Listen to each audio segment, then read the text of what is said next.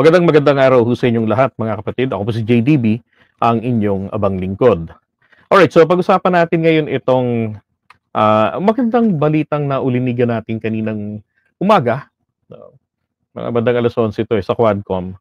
So kanina, pinag-uusapan po sa Quadcom, inisa-isa nila yung kanilang mga napansin, yung dahilan bakit sila nag-conduct ng combined 4 committees na dumidinig po sa EGK, illegal pogo, illegal drugs, mga ganon. Yung drugs saka yung EGK magkakakonekta pala, 'di ba? Tapos etong pogo, yan. So, na-realize nila at nabanggit po ito ni Ace Barbers na dahil itong mga to nangyari dahil po wala tayong parusang bitay. Inalis natin ang parusang bitay. Number 13, review the need to revive the death penalty on certain heinous crimes as an effective deterrent to the commission thereof. Naging urong-sulong po tayo sa usapin ng death penalty noong mga nakalipas na panahon. Tingnan natin ang nangyari. Sumama po lalo ang naging lagay ng ating kapayapaan at kaayusan. Hindi natakot ang mga kriminal. Lantaran ng ginawang pamamaslang na ngayon ay tinawag nating extrajudicial killings. Mismong ating mga kapulisan ang ginamit na pamatay tao. Nasira ang ating core values at napalitan ang kasakadan. Kapalit ang salapi, ginamit na kasangkapan ang kapulisan upang paslangin ang mga pinaghihinalaan at pinagbibintangan mga personalidad na may kinalaman sa droga. Sa bawat pagpaslang, may pabuyang naghihintay. Kailangan lamang isama sa listahan ng drug personalities ang pinaslang. At ang ilang gagawin nga nila ay na-discover na nila, they highlighted the laws na nakitaan nila na naging mahina sa mahabang panahon, hindi na ipatutupad ng tama dahil yung mga batas, they were made to have a loopholes or to have loopholes. Diba? Kaya nga kasabihang Pilipino, in every rule, there is exemption. Or sometimes, exemptions. Diba? Sa patakaran o sa batas. Now, sabi nila, isusulong nila na mapaigting yung mga batas na to. Maamyendahan, ibig sabihin. So that's the in aid of legislation. Now, number 1, amend the cybercrime law to address the proliferation of online gambling, hacking activities, and other investment scams. Number 2, amend Republic Act 9160 as amended by Republic Act 10365 or the Anti-Money Laundering Act of 2001 to empower the government to take swift measures even if no formal charges yet are filed in court. Number 3, amend Republic Act number 11232, the revised Corporation Code of the Philippines, to make sure that only legitimate entities and persons are able to create corporations. Number 4, amend Republic Act 7160 or the Local Government Code of 1991 to amend the power of LGUs to reclassify and convert use of lands, among others. Number 5, amend law on birth registration to ensure that only Filipino citizens are registered and issued certificates of live birth. Number 6, amend the Land Registration Act to ensure that only legitimate corporations and Filipino citizens may own lands. Number 7, amend the Civil Registry Law, specifically and strictly limiting the grounds for late registration of births and requiring stringent processes to ascertain the facts of birth and impose stricter penalties for the issuance to and possession and use of Philippine passports by non-Filipinos and review parameters on the cancellation of passports. Number 12, repeal the Executive Order number 13, series of 2017 and Executive Order number 175 and Republic Act 11590, which allowed and legalized POGO operations by foreigners in the country. Number 13, review the need to revive the death penalty on certain heinous crimes as an effective deterrent to the commission thereof. Diba? Kaya ako, pabor ako, sabi ko nga, para sa akin, dapat makinig ang Pangulo sa magiging rekomendasyon ng Quadcom na isulong ito, regardless kung magwala pa ang ibang bansa. Kasi for sure, may mga ibang bansa dyan na magpa-pro-life na naman, plus yung mga politiko natin. Mga kapatid, I am pro-life ng mga taong mabubuti, ng mga taong matitino. Pero, paano mong i-pro-life yung mga anti-life? Yung mga sumisira ng kinabukasan dahil pagbebenta ng droga. Di ba? Para lamang kumita sila ng pera, yumaman sila, maging maginhawa ang buhay nila. pero sinisira nila yung buhay ng iba. Eto mga to, hindi maglalakas ng loob, 'di ba, na mag-utos pumatay yung ibang mga nasa kapulisan natin, at etong mga to, hindi to mapipilitang sumunod kung alam nila na meron silang masasandalan na kapag itong hayop na opisyal ko na nagpuudyok sa aking pumatay ng tao nang wala namang dahilan, 'di ba? Dahil lang mga trip na pag-utusan, o napag-utusan ng presidente, tapos ako yung gagawa, pag inireport ko ito ang mabibitay, 'di ba? So itong mga sumunod tuloy ng mga subordinates, no choice sila kumbaga. Ano lang to, kapit sa patilim, common sense na lang. Pag nagsumbong ka, nung panahon ni Duterte, sabi nga niya, masyadong malakas. Kapag ka sinabi nito, talagang it will happen. 'Di ba? So either sumunod ka o mamatay ka. Walang ibang choice eh. 'Di ba? Kaya sabi ko, kung meron tayong death penalty, iyan po ay maging malaking deterrent. Nga lang, seryosohin po dapat ang pagpapatupad nito. 'Di ba? Tapos yung mga magiging saklaw nito, mga kapatid, alam niyo ho ba na meron po tayong parusang bitay dito sa Pilipinas? Hindi po nawala ang parusang bitay magmula nang ito po ay naging batas nung pampanahon ni Ramos. Pagkatapos nating bumitay, kaya hindi po naging deterrent sa kriminalidad ang bitay. Langya, kung bumitay tayo 10 taon ng pagitan. Ang dami nang dapat bitayin dun sa kulungan nun. Lalo na yung mga politikong sangkot sa panggagahasa, sa illegal drugs, di ba? Bumitay tayo Diyos ko po. Kung bumitay tayo ng weekly, 2, every 2 weeks, 4, di ba? Hindi lumuwag na yung mga kulungan natin. Tignan ko lang kung meron pang lumabag sa batas. Yung mga mabibigat na mga batas natin na papatawan ng death penalty. Di ba? Alam niyo, ako naniniwala ako na pero sana nga naman po, huwag nang gawin po ng ating presidente yung last minute, yung ilang buwan na lang sa pwesto ay ibabalik ang death penalty para hindi siya ang magpatupad, hindi siya ang bumitay. Diba? Sana hindi ho gawin ng Pangulo natin yon. Sana gawin niya po yan ngayon mismo. Diba? Dahil po dyan, magkaroon ng report, ng recommendation ang Quadcom na Mr. President, this shit happened in the absence or in the inactive of the death penalty law.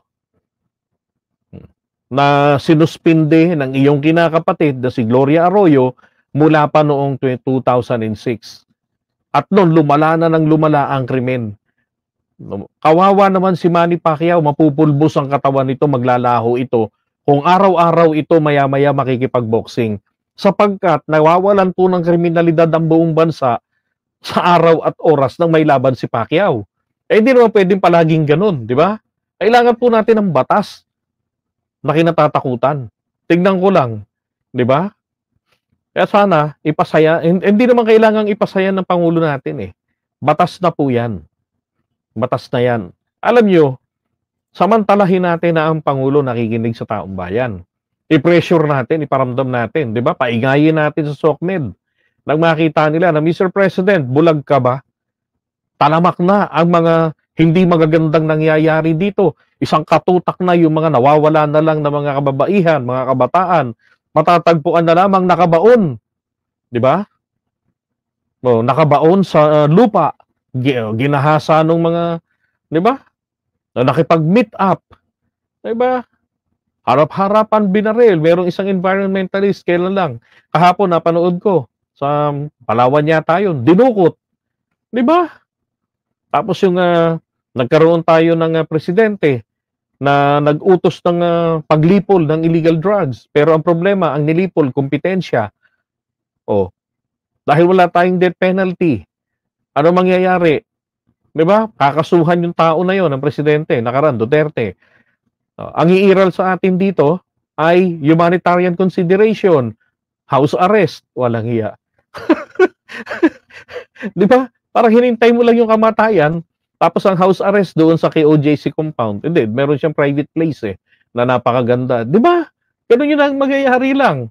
So, kailangan natin dito, ay seryosohin yung mga nangyayari ngayon. Andiyan na ang justification why we need the capital punishment. Diba? Ilagay.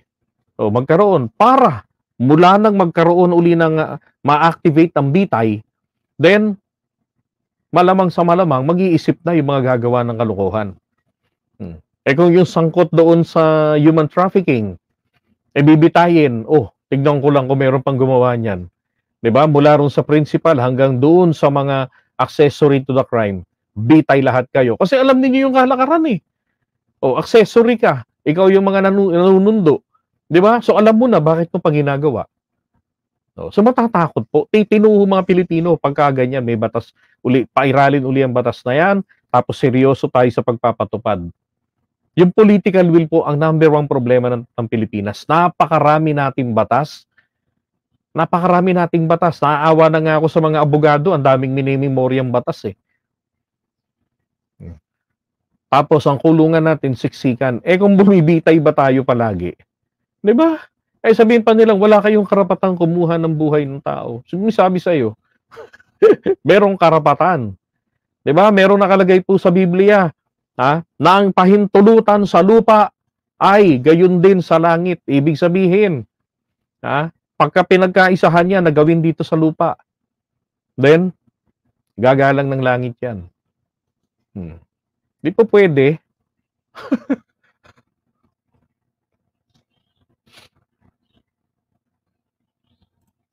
Basta nakakahiya yung abogado na di makasagot ng laging nagbabasa ng sagot sa cellphone niya.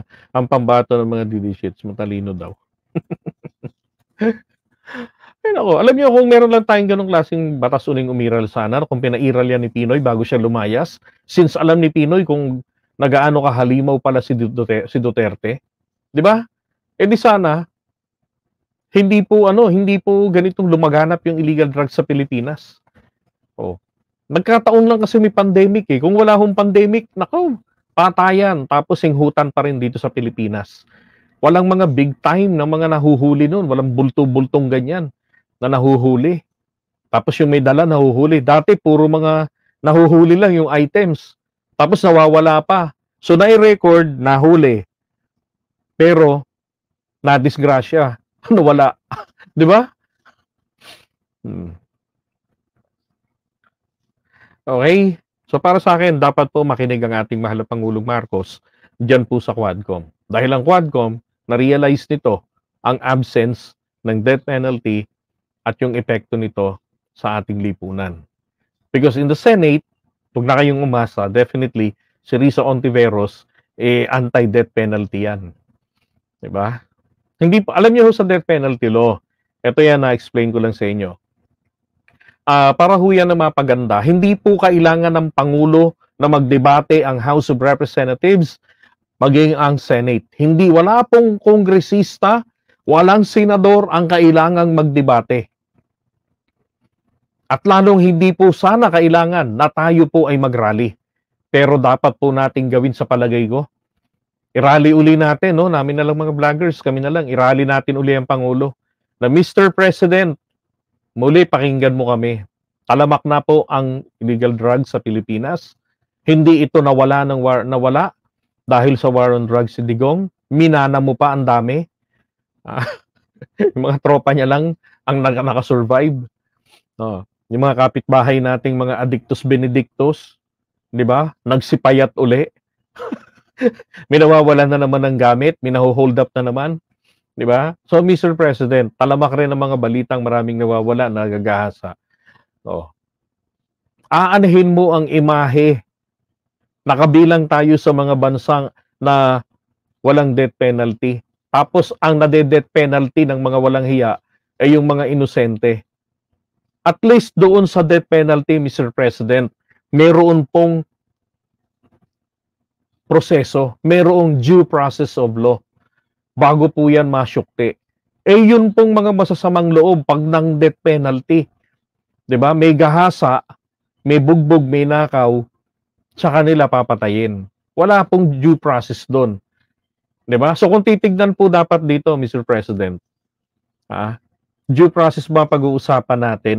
Consider nyo kung may due process po doon sa mga tao na poprotektahan ninyo sa paraan ng hindi pagpapatupad ng death penalty.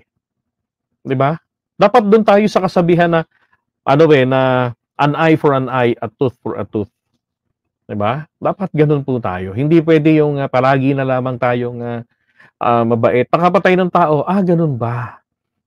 Bigyan niya ng jacket at ipagdasal natin. Hindi dapat tayo ganoon. Nakapatay ng tao, okay. Patayin niyo na ron. Dapat ganoon. 'Di ba? Dapat ganoon tayo. Okay?